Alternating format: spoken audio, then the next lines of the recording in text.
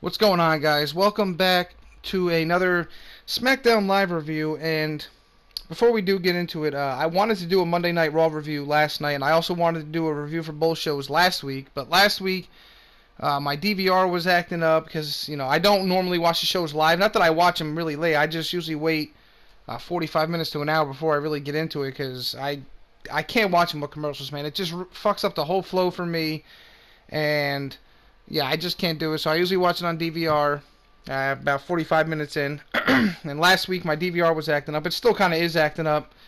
And then last night my internet was acting up, so I wasn't able to record a review for Raw. So I'll do something quick right here for Raw. As far as Raw goes, last night, the opening was good with Roman Reigns and all. A nice feel-good moment for Roman Reigns. It was good to see him back. The crowd was hot for it. They were into it. And then everything between that and then the ending, which was fantastic as well, with Batista dragging Ric Flair out and asking Triple H if he has his attention. But besides those, the opening and the closing, everything in between that was absolute trash.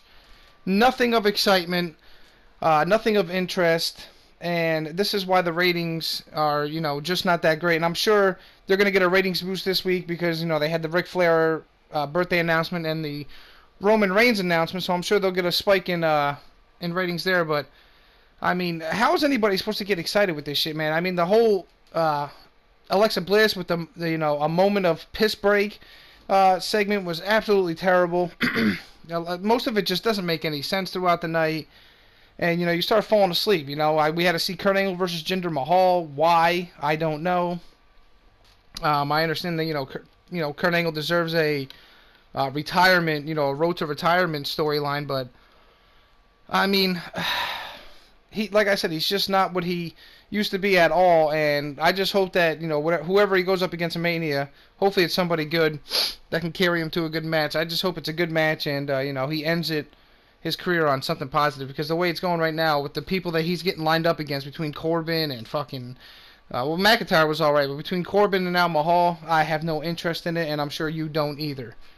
And as far as everything else on Raw, I mean, you had the Revival lose again, after just winning the tag team titles just about 2 weeks ago, and now they've lost 2 straight weeks on television clean.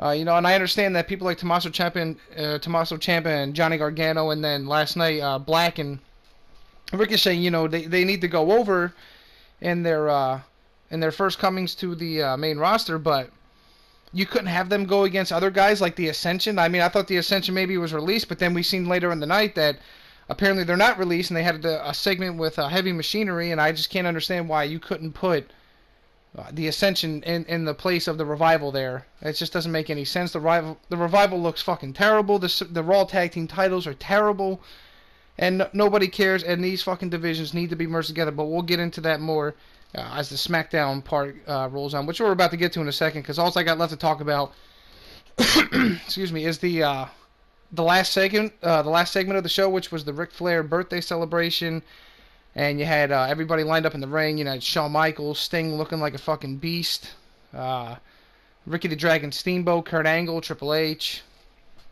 and as Ric Flair's getting announced, he doesn't come down. Then we cut to the back and we see Batista dragging a cameraman, and then he storms into or busts down Ric Flair's door pretty much, beats the hell out of him off screen, obviously.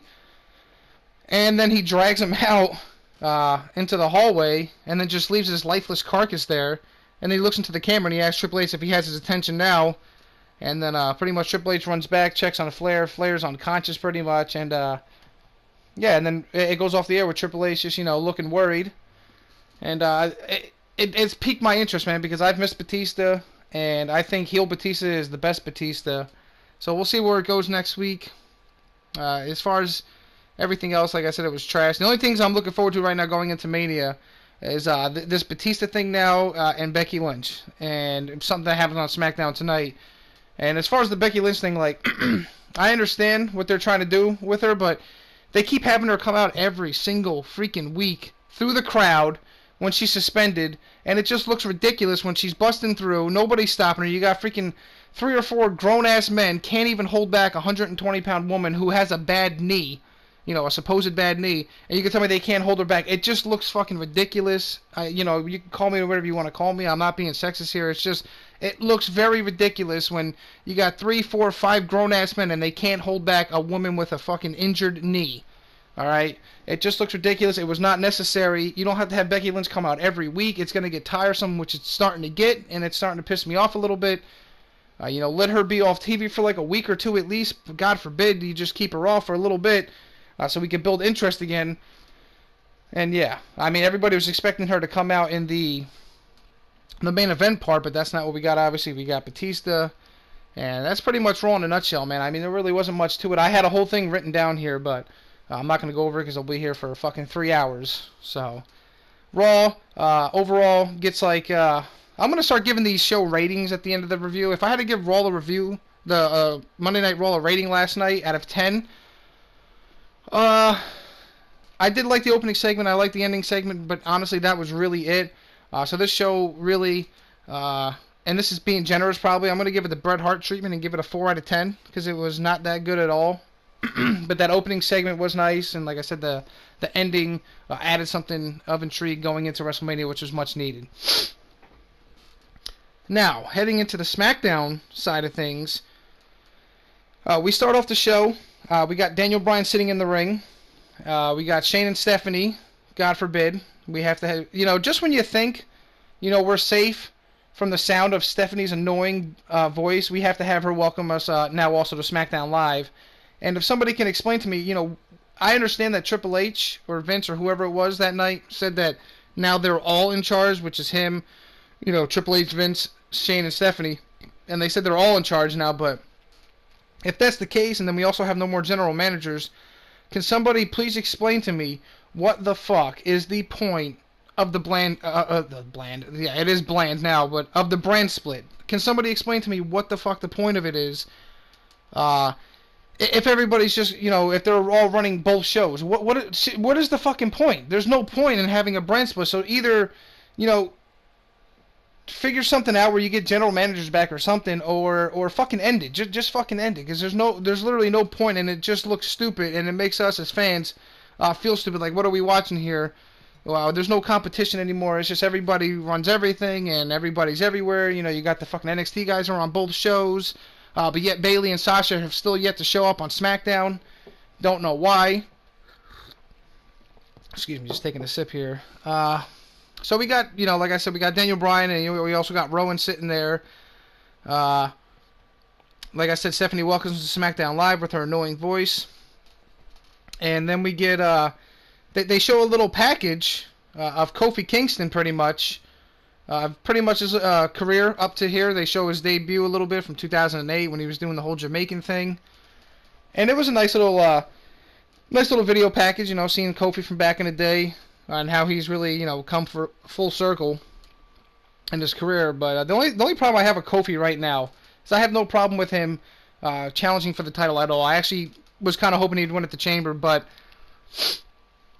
I just don't like the whole New Day and the whole pancake thing. I mean, it's funny. It was funny, kind of, in the beginning, but now it's just played out and it's cheesy. And now that... when we get into it, you're going to see that Vince pretty much replaces Kofi. And now that we're getting this whole, New Day getting screwed over shit, I want to see a more serious New Day. So when they come out next week, I swear to God, I don't want to see fucking rainbow colors and unicorns and the fucking Titantron and fucking pancake throwing. Why can't let's get these guys more serious. Let's get them a little bit more badass so that they're a little bit more believable in winning championships, especially Kofi if he wants to challenge, for the WWE Championship, which might be happening at WrestleMania. We'll see what happens with that.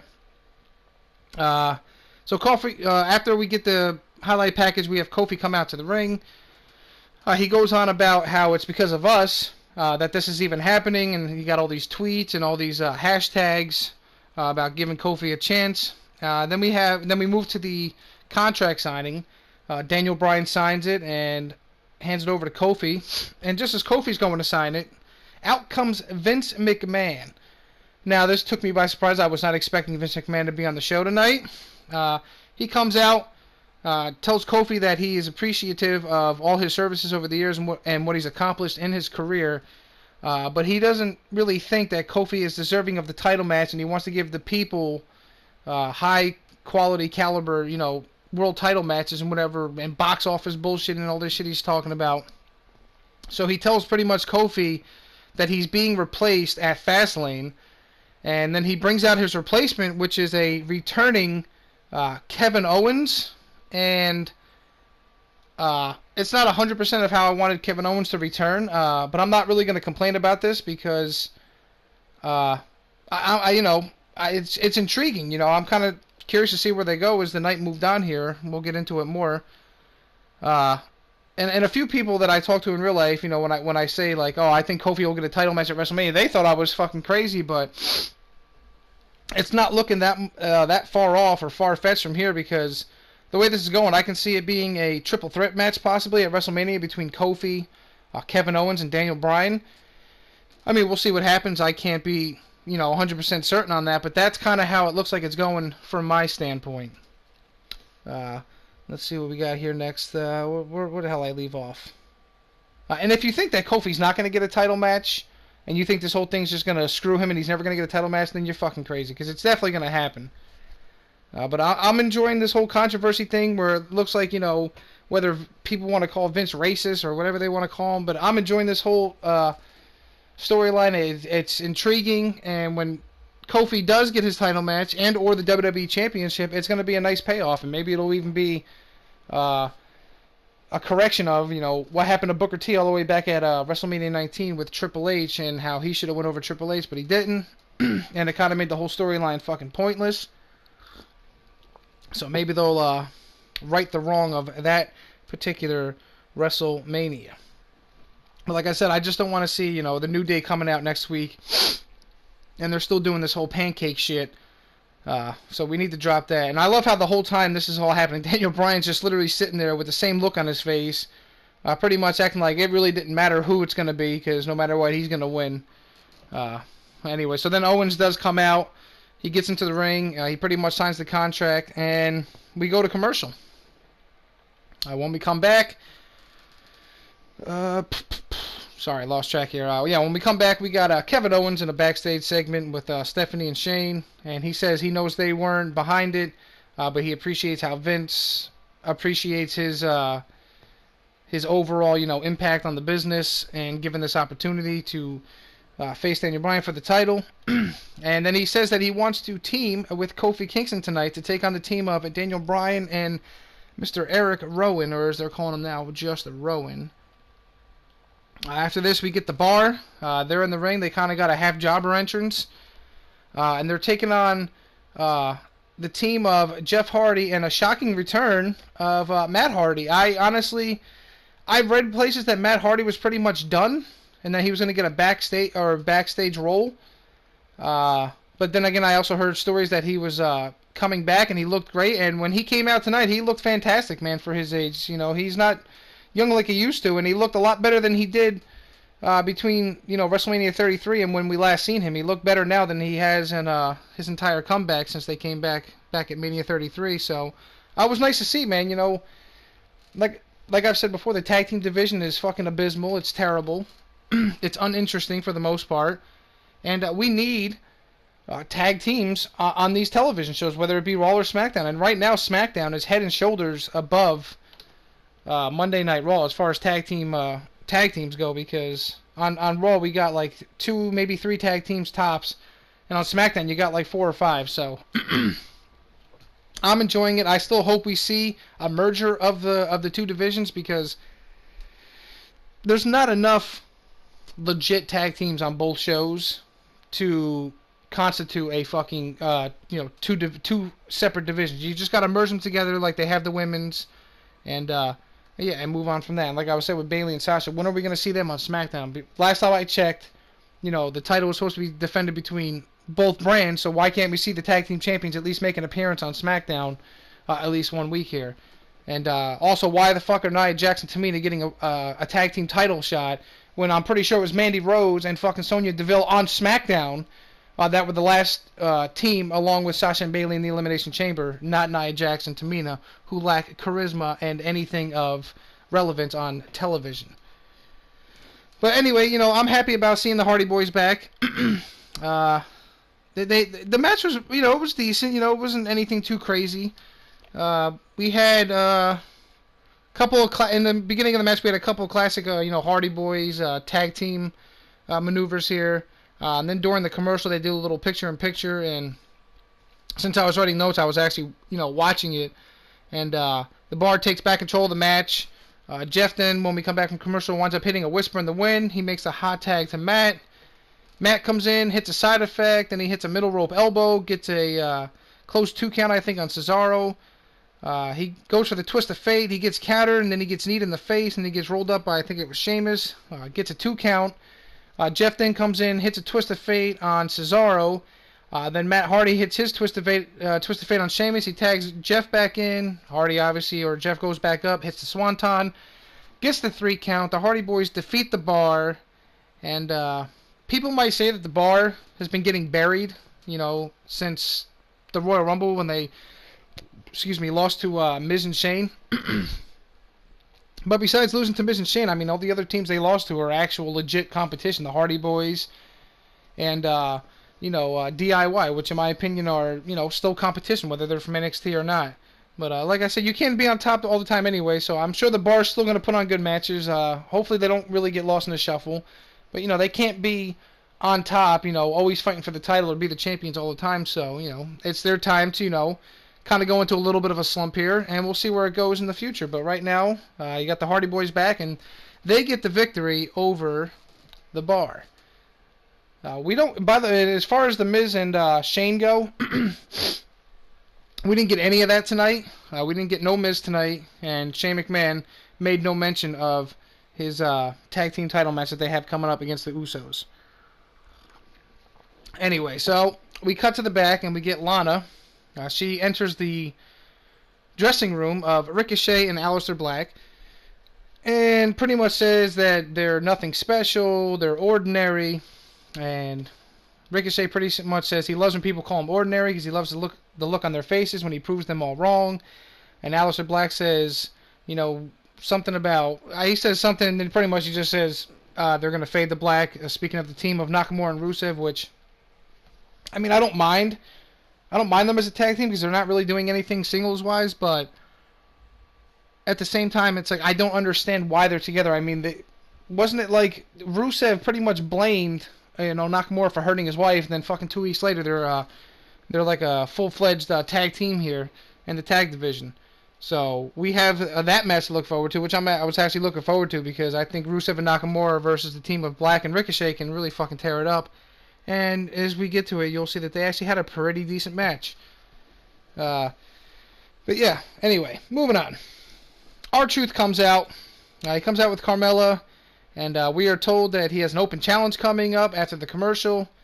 We come back from commercial just to get an announcement about Honky Tonk Man. And he is going to be inducted into the Hall of Fame, class of 2019. It is what it is, he's deserving of it, don't get me wrong. Intercontinental Champion, longest reigning, I believe, still of all time. But it's not something that really got me pumped up. The DX thing's probably going to be the only thing that, is of any importance to the Hall of Fame. I know some people don't like the Hall of Fame, and I don't blame them. The Hall of Fame kind of is a joke as far as some of the people that are in it, but I do enjoy the Hall of Fame ceremony just because, it just reminds me of, why we're all wrestling fans, hearing all the old stories and stuff. Me personally, I enjoy it. Some of the speeches go on a little bit way too long, obviously, and some of them aren't all that interesting, but for the most part, I do enjoy it. So we'll see what happens. Hopefully his speech is decent. I think he's definitely deserving of it. And but like I said, it didn't get me that pumped up. So back to the R-Truth United States Open Challenge. Well, before that, I'm sorry, we get a R-Truth pretty much says, the Open Challenge starts, and then he stops and he says, when does the Open Challenge start? Carmella says it starts after the 7-second dance break, which really, this is not the shit I want to see from, the champions on the show. I don't want to see dance breaks. I don't want to see this stupid cheesy shit that, this was never really funny in my opinion, and it's something that should have been cut short a long time ago. R-Truth is a funny guy, but this is not funny. This whole dance break bullshit, not really into it. Anyway, we get the dance break. And then we get Andrade coming out, or as I call him, Andrade Cien Almas, because it's really not that fucking hard to say. Don't know why it's such a big deal that they had to change his name. I think Cien Almas actually, taking that away, actually takes away from his character a little bit, but maybe that's just me. And so his music hits. He gets about halfway down the ramp. Then Mysterio's music hits. He hits Andrade from behind. And then he tries to steal his open challenge spot. They both start arguing. R-Truth, pretty much interrupts him, and then he keeps asking himself, apparently, what would John Cena do, which apparently was his childhood hero. It was pretty funny. He got a giggle out of me. Carmella says that John Cena would probably take on both of them. R-Truth says, well, then John Cena must be a pretty brave man. Again, that was pretty funny. Then R-Truth does agree to take on both men, so we get an impromptu United States Championship match, triple threat. A couple of cool spots in this match.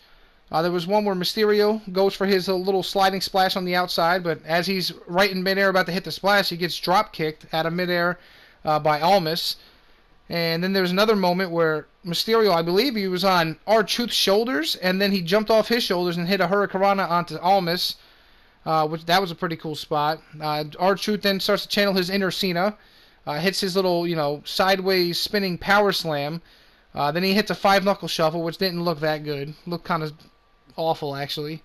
Then you got Andrade and Mysterio have a little nice back and forth. And I can literally watch these guys battle every week, because every time they get in the ring together, it's fucking magic. So Mysterio has R-Truth and Almas both set up in the 619. He goes for it. He only hits Andrade. Truth moves out of the way, and then he rolls up Mysterio for the 3 count, and R-Truth is still your United States champion. Now, it's nice that, Truth is getting some recognition for all the years he's been in the business, especially in WWE. But I think his time with the U.S. title is coming to an end, because when it comes to the U.S. title, I kind of want to see it built back up, and on R-Truth, it's not going to do that. I want to see Mysterio and Almas fighting over it, and bringing some prestige back to it, especially at Mania. These two fighting for the title at Mania, regardless of who's the champion at the time, I think would be a fantastic match. Obviously, I think it would have some kind of stipulation. I don't know if they're going to get a one-on-one match, or if this is going to be our proverbial, WrestleMania ladder match. We'll just have to wait and see, because as far as the IC title goes, I don't see that being the ladder match for this year, because right now you just got the whole Bobby Lashley and Finn Balor thing, and maybe Leo Rush, but I'm definitely more interested in I'd be more interested in actually, man, I really don't know. I kind of rather see Almas and Mysterio kind of tear it up one-on-one. But at the same time, if you put them in a ladder match, or if you just make their one-on-one match a ladder match, I'd be fine with that too. I don't know. We'll see where it goes. But yeah, I guess I probably would rather see Andrade and Mysterio go one-on-one, and then have the Intercontinental title match be your multi-man ladder match, which I'm sure we're going to get. But like I said, I can watch these two battle all day. When they get in the ring, it's absolutely fantastic.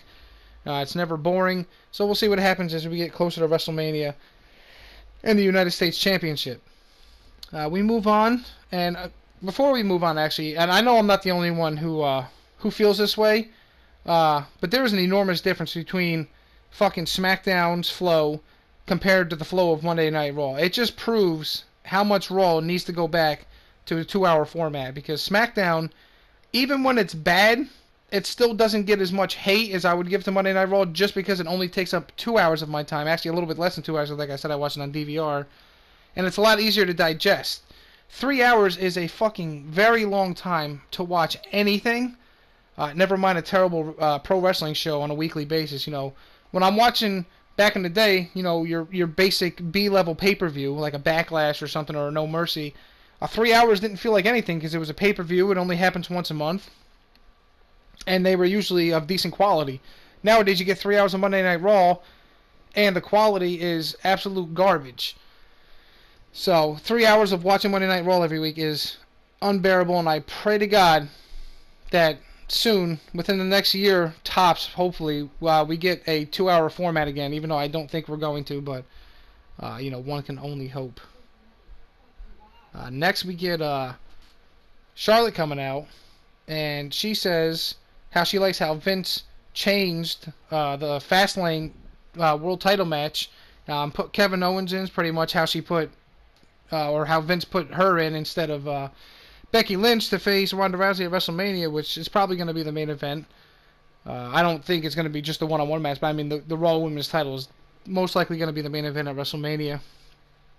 And then she starts saying, and she's acting pretty much like, basically like she's the corporate champ that they want her to be, kind of like how The Rock was back in like 1998, 99, with the whole corporation thing, and pretty much being the corporate person and doing everything that they want you to do, and then they'll reward you with a world title run. That's pretty much how this is going. She pretty much says that Rousey and Becky got themselves taken out of the match on purpose because they fear her. It is what it is, man. Anyway, she says she's going to show up on Raw, so Vince can crown her as the new Raw Women's Champion. So I'm sure we're going to get something out of that, whether it be, Ronda just coming out or Ronda and Becky coming out. I kind of hope they keep Becky away for one fucking week, just so we can not see her for a minute and maybe build up some interest once again from it. But I'm not going to hold my breath, so we'll see what happens there. What do we got next here? And I also kind of find it kind of interesting how she did not mention anything about her father last night getting absolutely destroyed by Batista. But I guess maybe it doesn't really tie into her storyline, but still, I mean, at least make a mention of it. I mean, it is your father after all, and he just got destroyed by an animal. Anyway, let's move on here to a tag match between Aleister Black and Ricochet.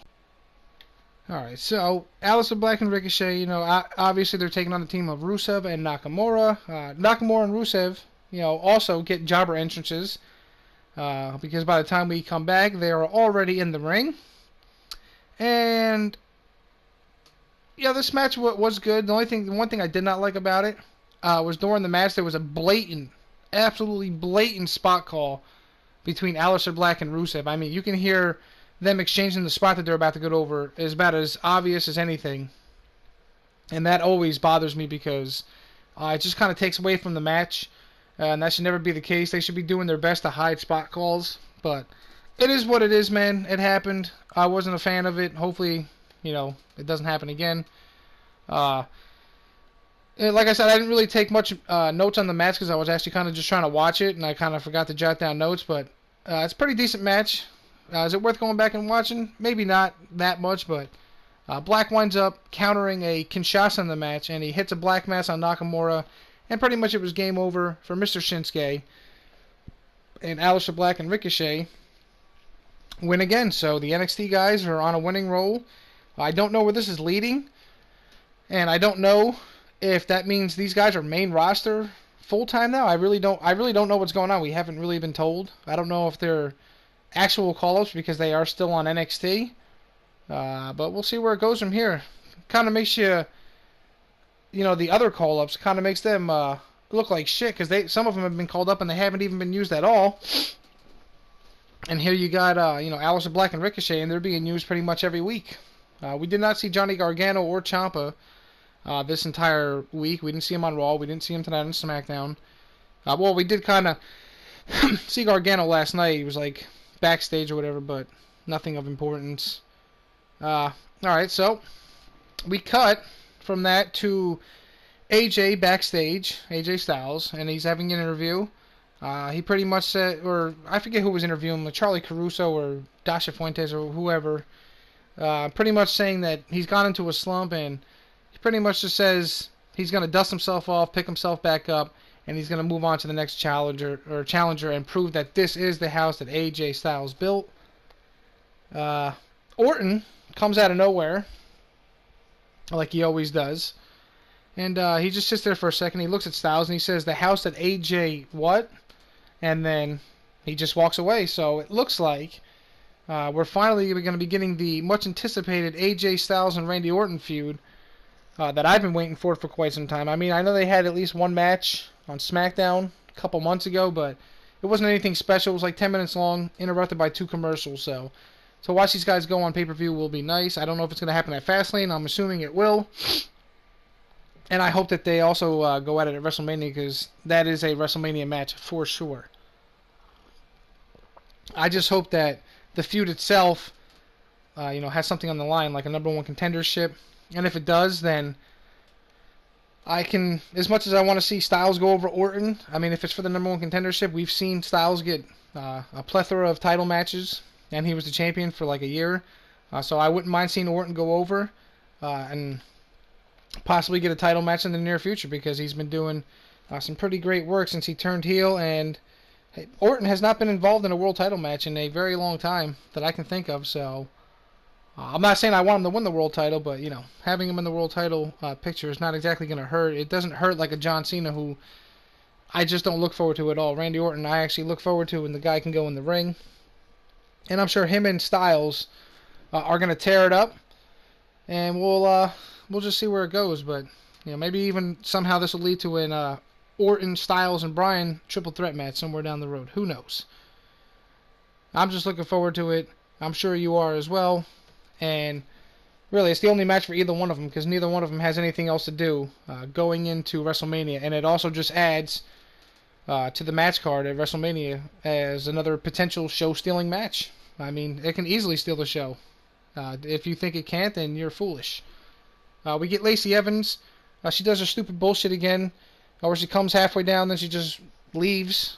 And at this point, I don't even want her on TV anymore. I really don't.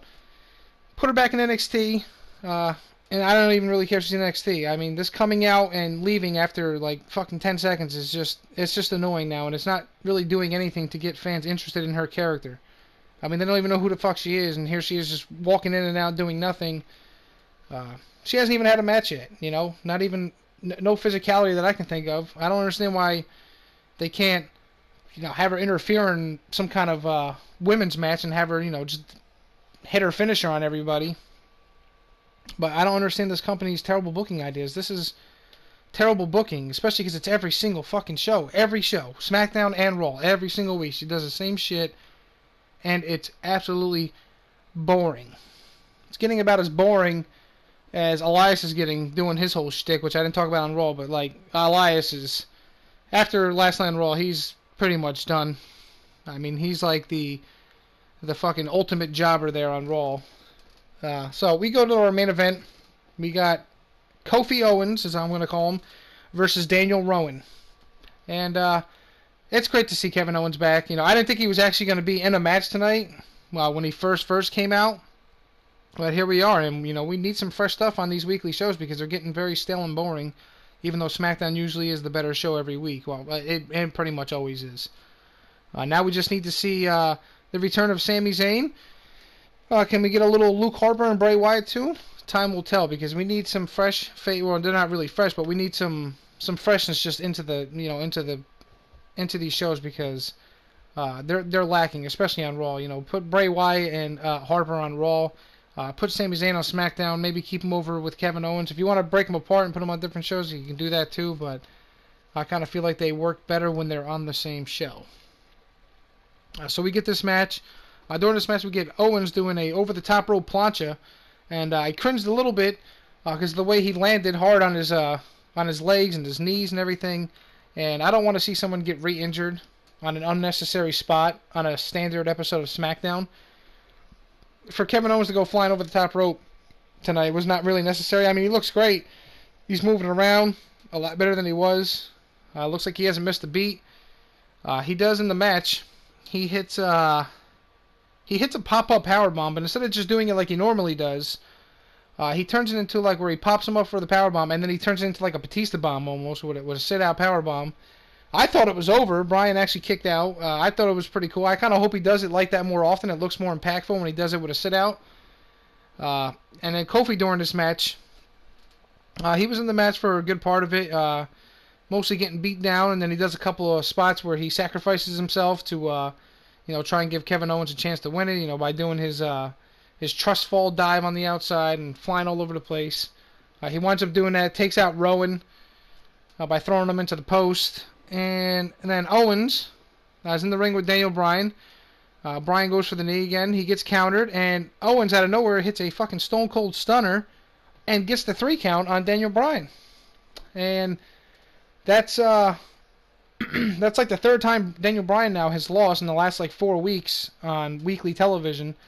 And I'm not a big fan of world champions losing this often, but I mean, there's nothing I can do about it. I mean, Kevin Owens did need a win here, but I think they should have gave it to him and had him pin Rowan, especially since it was a stunner. You know, a very simple move. It's not like he won with the pop-up powerbomb.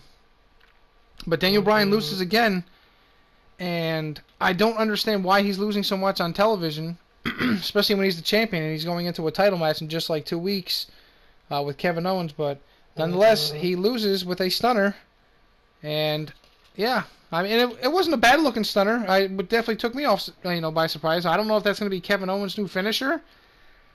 I guess we'll just have to wait and see. But I mean, would I mind it? Not really. I think the stunner is a great move, especially the way it comes out of nowhere. But it might take a little getting used to, since Stone Cold is one of the only people I've ever seen really use it.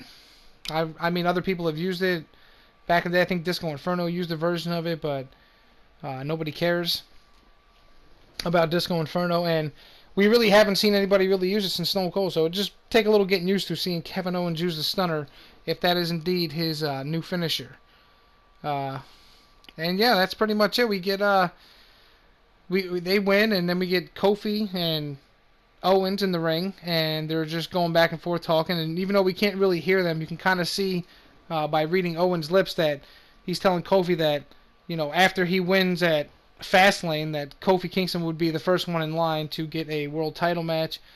And Kofi Kingston's saying pretty much like, okay, that's cool, we'll see what happens. And yeah, and then SmackDown from there just goes off the air. And yeah, I mean, the one thing I do like about this is it adds another interesting layer to WrestleMania, the road to WrestleMania, which right now is, aside from the whole Batista and Triple H thing, which we just got last night, and the whole Becky Lynch thing has been pretty boring for the most part. Nothing really interesting going on. The whole Rollins and Lesnar thing, I don't really have any interest in that. I don't. One, I'm over the whole Brock Lesnar thing. 2, he's never on the fucking television show. And 3, yeah, I mean, they dropped the ball with Seth Rollins. They had a moment to strike with him while it was hot, and right now he's not as hot as he used to be. And yeah, so I'm just really not into it.